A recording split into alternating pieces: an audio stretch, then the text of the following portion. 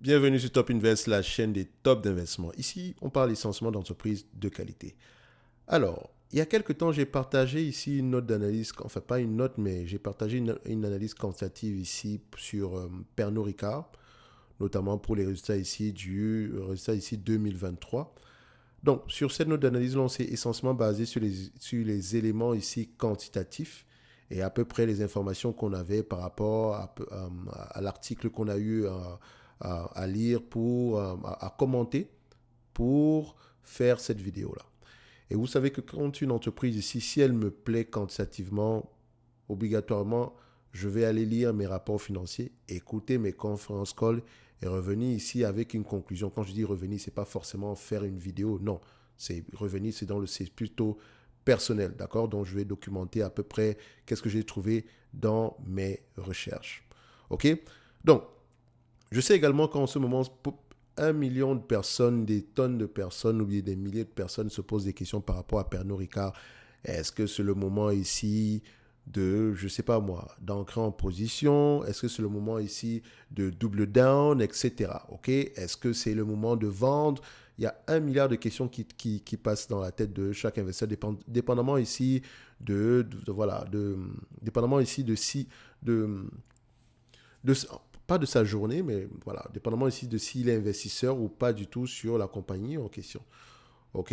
Donc, je sais pertinemment que, par exemple, sur Total Energy, ils sont nombreux à se dire, ah, Total Energy, 60 euros, on n'est jamais arrivé à ces niveaux-là, all-time high, c'est le moment de vendre. Total Energy a toujours été sous-évalué par rapport à l'ensemble du marché, par rapport à l'ensemble de ses concurrents. Elle s'est toujours négociée à des niveaux très très bas par rapport aux autres. Donc, si aujourd'hui elle se retrouve à ce prix-ci, c'est peut-être pas si mauvais que ça. Bref, on n'est pas là pour parler de Total Energy, mais on est plutôt là pour parler de Pernod Ricard. Je dis toujours ici que si une entreprise vous plaît quantitativement, prenez la peine d'aller lire les rapports financiers. Parce que derrière ça, il faut connaître à peu près pourquoi est-ce que le marché aujourd'hui nous présente, entre parenthèses, une opportunité d'investissement. Est-ce que cette situation-là est durable ou temporaire quand on parle ici des marges? Bref, je vais vous lire à peu près une note d'analyse ici. Donc la note d'analyse est essentiellement basée sur moi, ma lecture des rapports financiers et l'écoute des conférences calls. Donc ce qui veut dire que je me réserve le droit de me tromper. Ok, les éléments que je vais mentionner ici, vous pouvez aller lire vos rapports financiers et avoir peut-être un autre avis. D'accord? Donc je vous encourage toujours d'ailleurs à aller vérifier l'information. Ok? So, on va aller très rapidement. Alors, ce qui m'intéresse déjà, c'est, je sais que la plupart des entreprises ont toujours ici présentent toujours ici des plans stratégiques. Ok, donc je veux déjà savoir où est-ce que Pernod Ricard s'en va. Ok, donc où est-ce que Pernod Ricard s'en va? Il dit ceci. Les principaux accélérateurs stratégiques de Pernod Ricard reposent sur 4 piliers stratégiques. On peut dire les principaux catalyseurs également. La premiumisation, donc, c'est-à-dire que le fait de monter en gamme, l'innovation produit, donc monter en gamme et avoir d'autres variétés de produits. Ici, par exemple, pour la vodka absolue, on peut avoir plusieurs variétés, plusieurs goûts, etc. Afin peut-être de se rapprocher de, je sais pas moi, de la vodka qu'on appelle, par exemple, j'oublie toujours le nom de cette vodka-là, mais on peut faire plusieurs variétés de produits ici. OK? So, on continue. Le développement numérique et la gestion active du portefeuille afin de s'assurer qu'il existe un produit ou une marque pour toutes les occasions de consommation. Quand on dit le développement numérique, c'est de la présence en ligne, d'accord? Et ainsi qu'un portfolio actif, une gestion active du portefeuille afin de s'assurer qu'il existe un produit ou une marque pour toutes les occasions de consommation. Mariage, deuil, excusez malheureusement, je sais pas moi, événement, enfin on peut dire événement malheureux, événement festif. Donc il existe un produit pour toutes les catégories venant de Pernod Ricard. Ok. La stratégie de premiumisation est un pilier essentiel de la plupart des producteurs de spiritueux. Donc Pernod Ricard n'a rien inventé. La plupart des producteurs ici, voilà, si vous allez sur LVMH ici, qui est en partenariat avec Diageo, ils veulent premiumiser. Même les fabricants de bière ici, comme Budweiser, que j'aime bien, Anheuser-Busch InBev plutôt, veulent également premiumiser. D'accord? Donc, tout le monde va dans ce sens-là. Donc, ça veut dire que c'est pas parce que vous allez dire premiumisation que forcément le marché vous sera ouvert. OK? Encore faut-il que le produit en question plaise aux consommateurs. Donc, premiumisation, producteur de, donc on dit ici que permettant de vendre aux consommateurs des produits, donc quand on parle de premiumisation ici, permettant tout le monde ici, la stratégie de premiumisation est un pilier essentiel de la plupart des producteurs de spiritueux, permettant de vendre aux consommateurs des produits à des prix plus élevés et donnant à Pernod Ricard une flexibilité considérable en matière de prix et de variété. OK? Donc, au cours de l'exercice 2022, le groupe a acquis une participation majoritaire dans Château Sainte-Marguerite. Et quand on regarde ici Château Sainte-Marguerite, histoire de voir à peu près où est-ce qu'on s'en va en termes de tendance au sein de cette compagnie-ci, donc on a un tout petit peu fouillé. Château Sainte-Marguerite, ici, je mets à peu près le prix de la chose en question. Donc, prix, histoire de voir à peu près à quel niveau de prix on se situe ici. Donc, vous voyez que c'est du vin à peu près à 179 € par là. OK? Vous avez également 225, 119. Donc, le prix est quand même assez élevé. OK? Ce n'est pas du vin à 20 € ou bien à 30 €. Donc, vous voyez à peu près où est-ce qu'il s'en vend. Donc, maintenant, je ne sais pas si ça se vend ou ça ne se vend pas du tout. Mais on voit ici qu'ils ne font pas des acquisitions vers des choses ici qui sont plutôt grand public. Donc, ici, c'est plutôt une clientèle assez premium. On va le dire comme ça. So, on continue.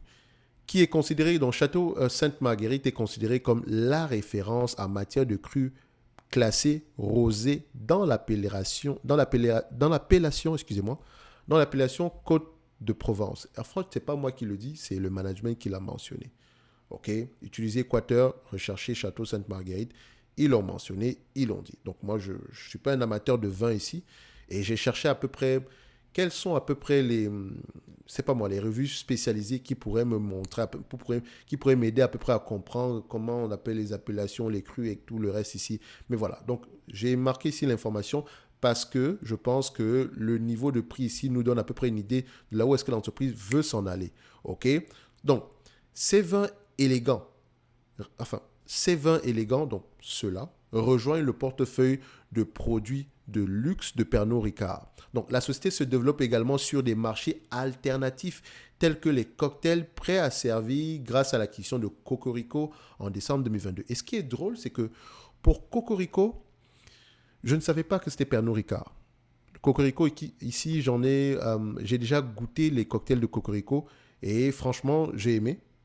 D'accord? Donc, j'avais goûté le Old Fashion. Donc, en fait, ce sont des cocktails prêts à servir. Donc, du genre, voilà, vous allez on va le faire comme ça. Hein.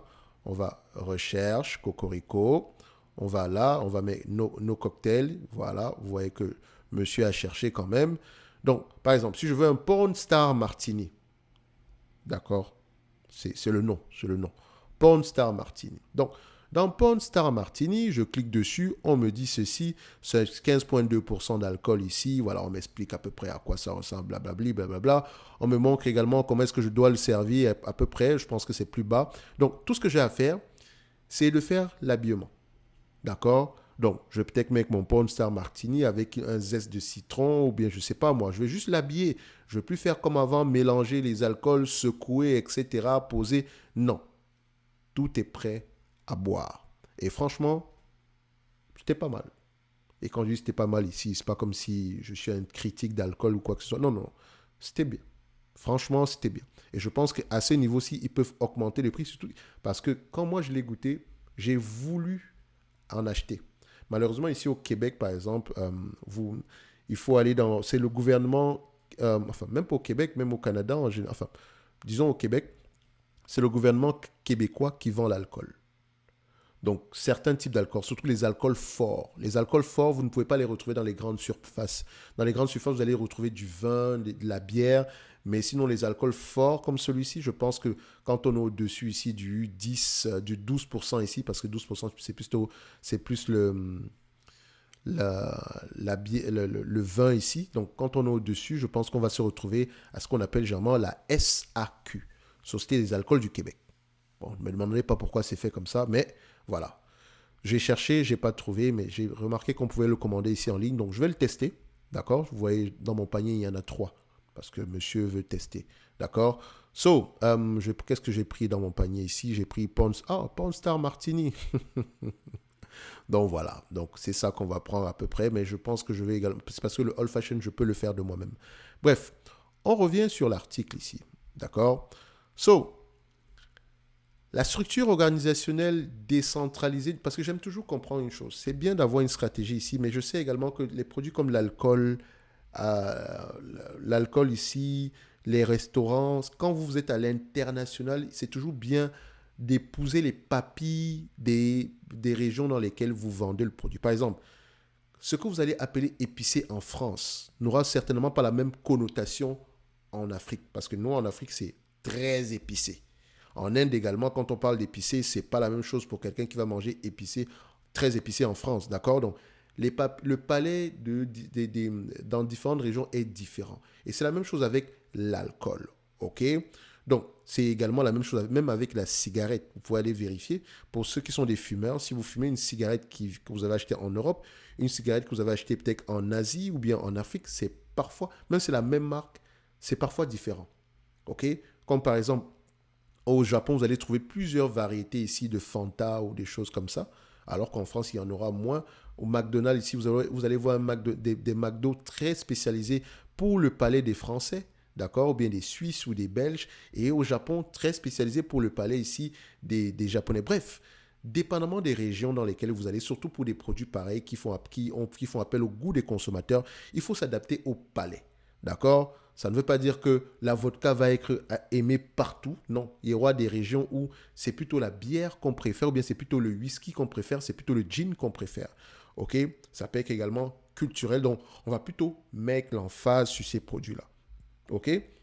So, la structure organisationnelle décentralisée pour moi est importante dans le sens où je sais que si, par exemple, les consommateurs camerounais n'aiment pas la vodka absolue, je ne vais pas remonter l'information, je ne vais pas attendre que le PDG soit au courant pour changer.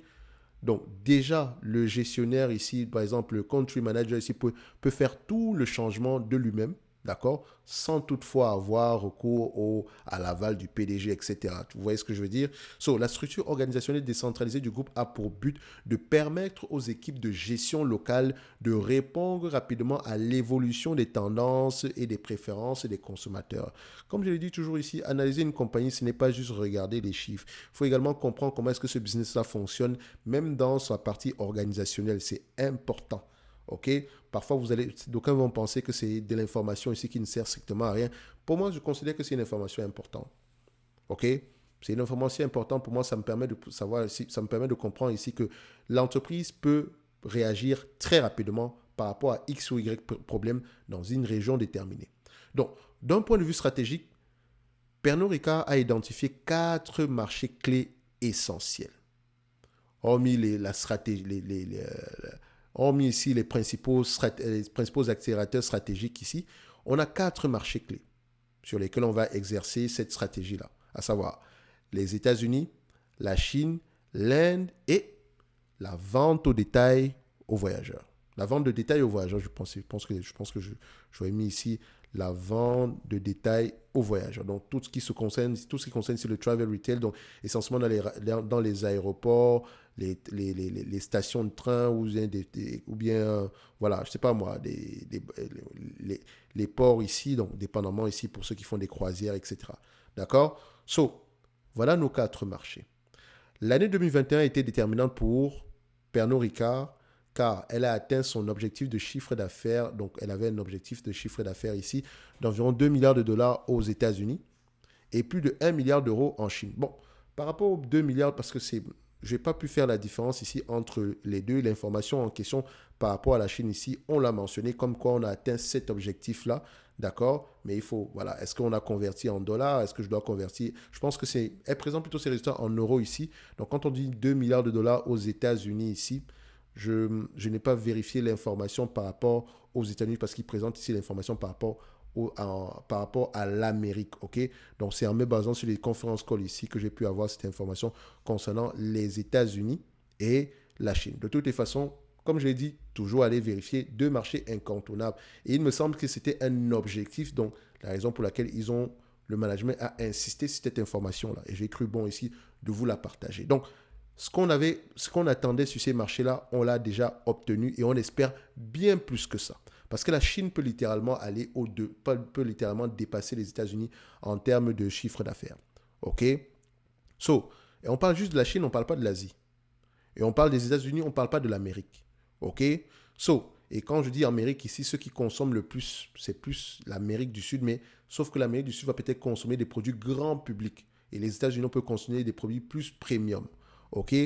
So, elle segmente sa stratégie House of Brand en marque internationale stratégique bien connue, comme Vodka Absolute, en produits de luxe prestige ou spécialisés haut de gamme, ainsi qu'en une série de marques locales plus courantes, afin de s'assurer que tous les segments de clientèle, tous les niveaux de prix et toutes les occasions sociales sont prises en compte. D'accord? Donc, un peu ce qu'on disait plus haut.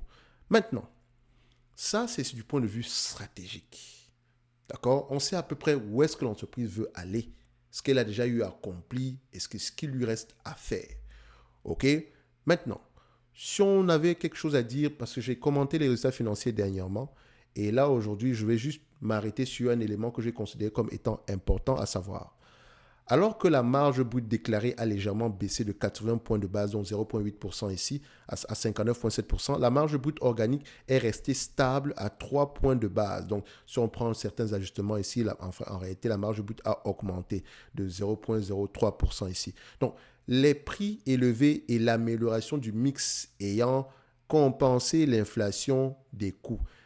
Pernod Ricard a réaffirmé son objectif à moyen terme pour l'exercice 2023-2025, à savoir une croissance du chiffre d'affaires net de 4 à 7% et une amélioration de la marge d'exploitation de 50 à 60 points de base, donc à 0,5 à 0,6% de plus, OK, par rapport aux marges d'exploitation. Cela implique de modérer les augmentations des prix et de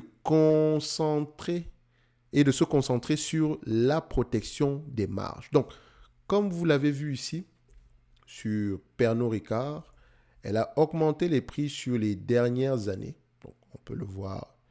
On va le mettre là. On va faire ceci. OK. Donc, en termes de débit ici, c'est le moment de consolider un tout petit peu ce qu'on avait précédemment. OK? Donc, on a une légère augmentation des marges ici. OK? Les prix sont restés plutôt stables. Pourtant, les matières premières ont varié. Donc, entre-temps, il y a eu des augmentations des prix. N'oubliez pas ça. OK? Donc, ici, vous voyez que les marges ont légèrement augmenté. Donc, les dépenses opérationnelles également sont restées plutôt stables. Et en termes de dépenses opérationnelles, on va voir qu'il y a un élément sur lequel Pernod Ricard ne dépense pas beaucoup, mais sur lequel il serait peut-être intéressant de dépenser plus. Bref, ça, ce n'est que mon avis. Alors, on continue ici. Cela implique de modérer les augmentations des prix et de se concentrer sur la protection des marges, donc grâce à l'efficacité opérationnelle dans un contexte macroéconomique difficile. Donc, maintenant, ça c'était la partie concernant ici ce qu'on pourrait retirer ici de tout ce qui concerne les chiffres. Maintenant, qu'est-ce que je pense de la compagnie? Quels sont les risques? Le portefeuille diversifié de Pernod Ricard plaît, d'accord, car il offre une certaine résilience dans l'environnement actuel. La premiumisation devrait stimuler les ventes et les marges grâce à à l'urbanisation et à la popularité croissante des spiritueux par rapport aux autres boissons alcoolisées. Regardez la tendance de consommation ici des spiritueux par rapport aux autres produits de consommation ici. Vous allez voir que la croissance est de plus en plus élevée, le taux de pénétration est de plus en plus élevé. L'urbanisation ici est également importante parce que les gens qui vont consommer les spiritueux d'une certaine catégorie de prix ici ont un certain niveau de vie. Dernièrement, j'ai vu une information comme quoi je pense que c'est Barclay, un truc comme ça, réduisait son objectif ici parce que la population chinoise, il n'y avait plus de croissance. Mais ce n'est pas ça le problème. Le truc, c'est qu'il faut voir que la population chinoise est de plus en plus urbanisée. D'accord? Donc, ça peut être un avantage pour Pernod Ricard. Posez les bonnes questions, vous aurez les bonnes réponses. Et quand vous lisez les rapports financiers, l'urbanisation de la population ici entraîne généralement une consommation de ce type de produit-là. Donc, il faut connaître à peu près le secteur d'activité. Ce n'est pas la magie, comme Cyril Ndoumbe dit souvent, parce que ce n'est pas la force. D'accord? Cependant, Pernod Ricard aura besoin d'innovations supplémentaires à tous les niveaux de prix pour améliorer le potentiel de son portefeuille, qui est déjà bien. Ça, ce n'est que mon avis. Donc, Pernod Ricard a maintenu un budget de publicité et de promotion à environ 16% des ventes, ce qui est relativement inférieur à celui de ses plus grands concurrents. Elle dépense moins en marketing ici. D'accord? Pour le moment, ça fonctionne. Mais si elle dépensait plus, peut-être qu'elle aurait pu avoir plus que ça. Mais après, ce n'est pas parce que tu vas dépenser un que tu auras forcément deux. OK? Mais voilà, ça peut être une observation à ce niveau-là, parce que c'est quelque chose à comparer.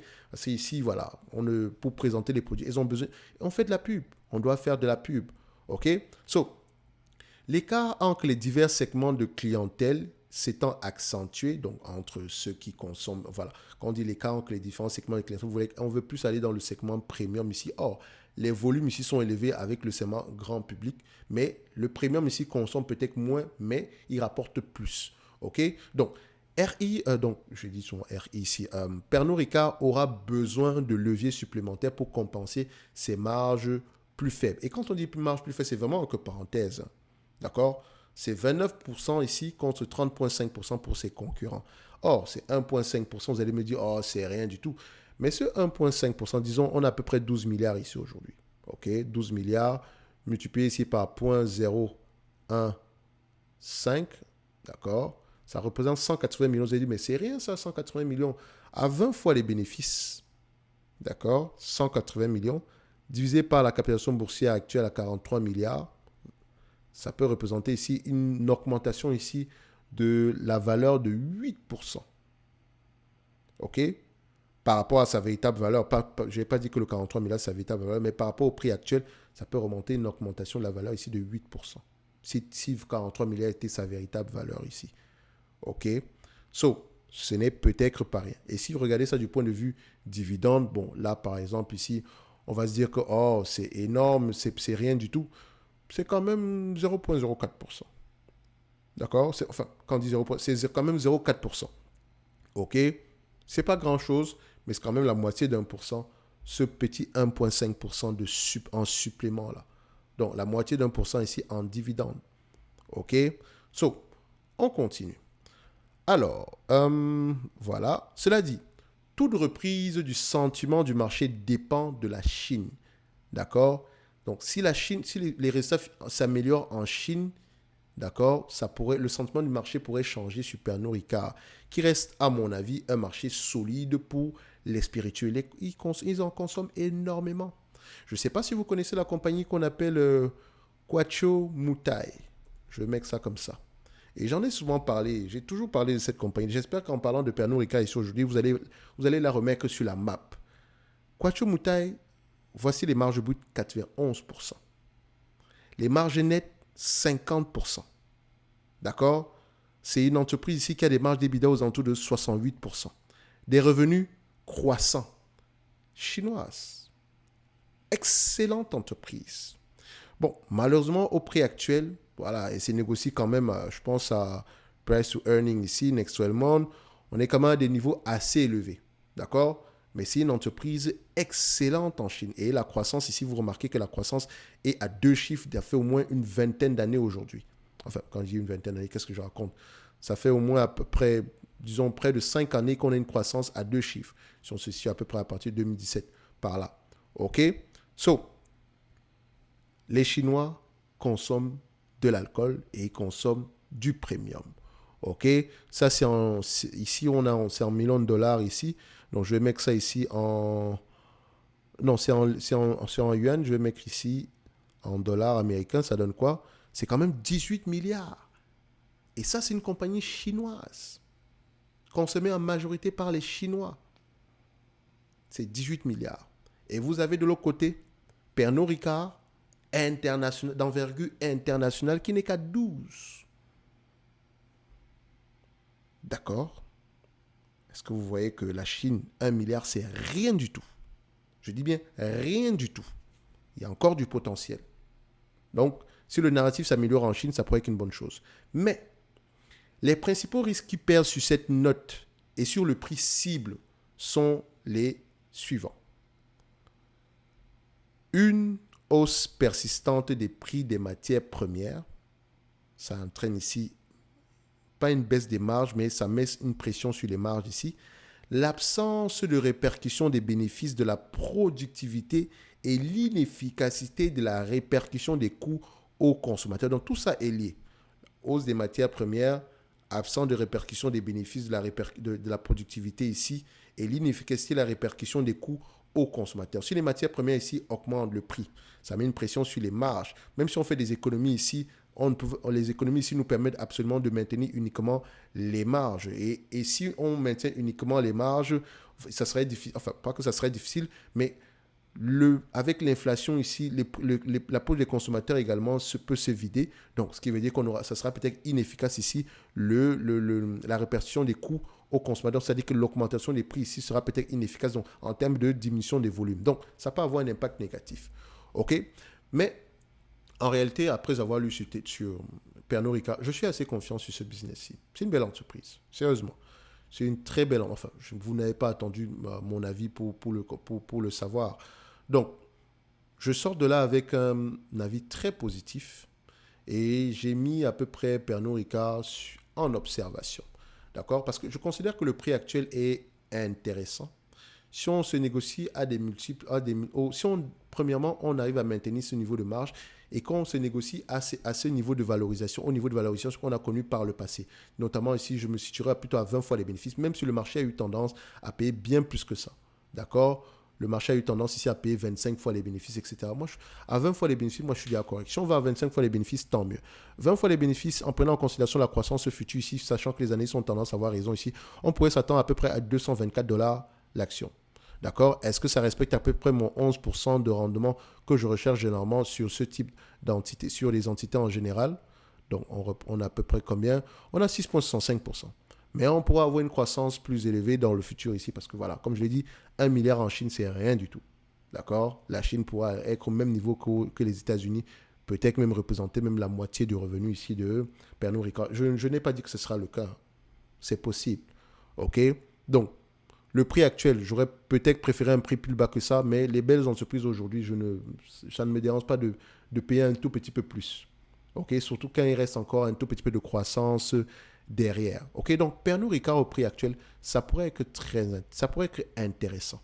Ça ne veut pas dire que le prix ne va pas continuer à baisser. Comme je l'ai dit, moi, je ne fais pas d'analyse technique. Le prix peut continuer à baisser. Si elle m'intéresse à 168, je sais que mon niveau 1 ici, c'est 224. Maintenant, si le marché choisit payer 25 fois les bénéfices dans le futur, je n'en sais rien du tout. Mais s'il le fait, par rapport à mon prix d'acquisition actuel, je pourrais avoir quelque chose de plus élevé que ça. On pourrait être à 281 $ entre ici et là, si ça se réalise.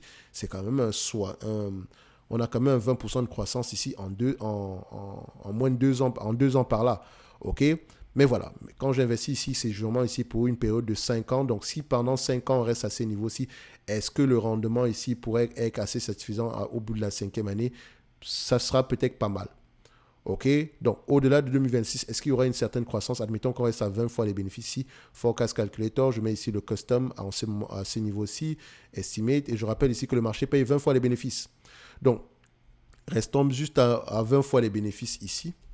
Le marché paye 25 fois les bénéfices. Donc, moi, je vais me limiter à 20 fois les bénéfices. C'est-à-dire que d'ici 2030, si on se limite à une croissance de 6% ici en moyenne, au-delà de 2026 ici, on pourrait s'attendre à un prix aux alentours ici, je ne sais pas moi, 283 $. Ça, c'est juste 6%. À 20 fois les bénéfices, j'ai bien dit. Oui, c'est ça. 20 fois les bénéfices. D'accord? Si on va à 25 fois les bénéfices, on pourrait s'attendre à quelque chose en tout de 11,60% en supplément. OK? Donc, comme je l'ai dit ici, ceci n'est que mon point de vue et non un conseil d'investissement. Comme d'habitude, je me réserve le droit de me tromper. En lien dans la description de la vidéo, vous avez le service Top Premium ainsi que la Top Newsletter qui est gratuite. Évidemment, ici, je n'ai pas pris en considération la dette nette. Si on regarde le niveau de dette nette de cette compagnie-ci, voilà, nous avons à peu près combien ici par action? 35 $ et 49 sous de dette nette par action. OK? Donc, 20 fois. J'aurais pu le mettre ici dans nos calculs. OK, si je le fais ici, on sera à peu près à combien? À 20 fois les bénéfices. Disons, on a 35. OK, 35 moins ce prix-ci, donc 35. Donc, on va se dire ici que le prix actuel est juste correct. OK, 225 moins 35. OK, on est à peu près à 190, 168 ici. C'est à peu près la même chose pour moi. OK, il est juste correct. Ça prend déjà en considération la dette. Bref, j'espère que cette note-ci vous sera utile. D'accord. Et comme je l'ai dit, ne vous limitez pas sur cette note-ci pour acheter du Pernod Ricard ou bien pour vendre du Pernod Ricard. Allez vous-même lire vos rapports financiers et faites-vous vos propres avis. OK? Parce que quand on investit, il faut apprendre à penser par soi-même. On va se donner rendez-vous sur la prochaine vidéo. Un like, un abonnement, un commentaire, ça fait toujours plaisir. Merci.